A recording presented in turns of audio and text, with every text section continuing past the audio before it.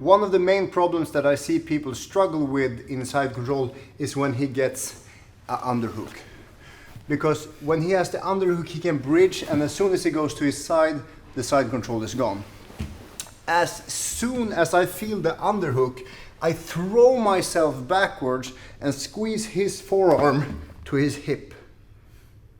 From here, I make sure I have one and two things to keep me here, because I should be stronger in staying here than he is throwing me away. So if I don't have these grips, it's gonna be easy for him to hip bump me. I use one and two things to just go back here, and from here I will make sure that he doesn't open his leg, because I don't want to get stuck with my arm between his legs into some kind of reverse triangle. So I make sure that I'm kind of pinching his legs, and then I do a quick, I do this first to block his leg, and then I cross my arm over quickly.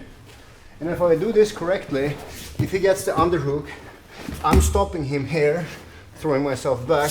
If I move my hips on top of his hips and I sprawl out, when I do the switch now with the arms, his arm is trapped.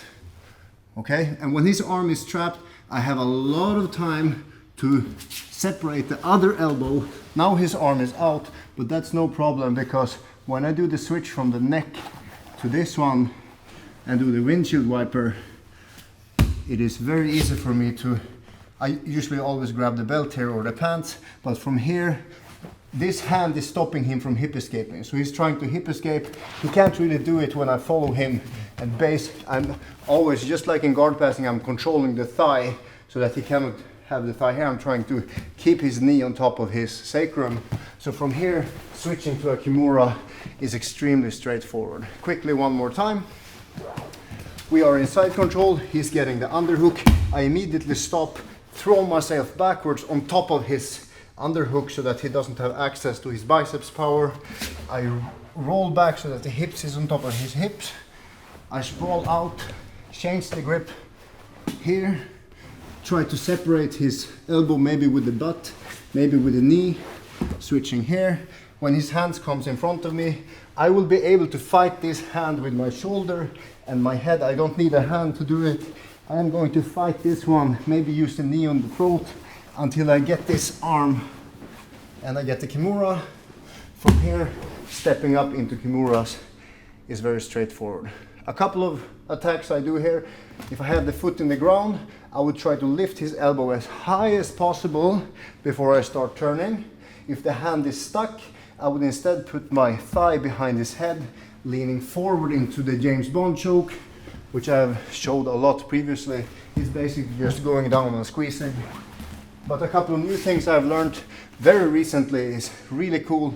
They work like hell on me, so they probably work on other people too, which is, if one of the best defenses for the Kimura is if he grabs here and throws his arm overhead, it's actually a really good defense against this. So when he's throwing and bridging back like this, I can lay down next to him. This looks really weird, but if I can get my elbow on top of his shoulder here and do this, he has to tap. He cannot turn in towards me when I've got the elbow here. Here, he can get the elbow out. But if I get here, he has to tap. So from the other direction, I like to hook my foot behind here, sit here for the Kimura, but some people are so strong, they basically just bridge back and throw me backwards. So if I can fall down here, the Kimura is there. It looks like it's nothing, but if he really forces in towards me, he goes into the Kimura. It's really easy to switch to a mount here too, but that's something really cool you can play with.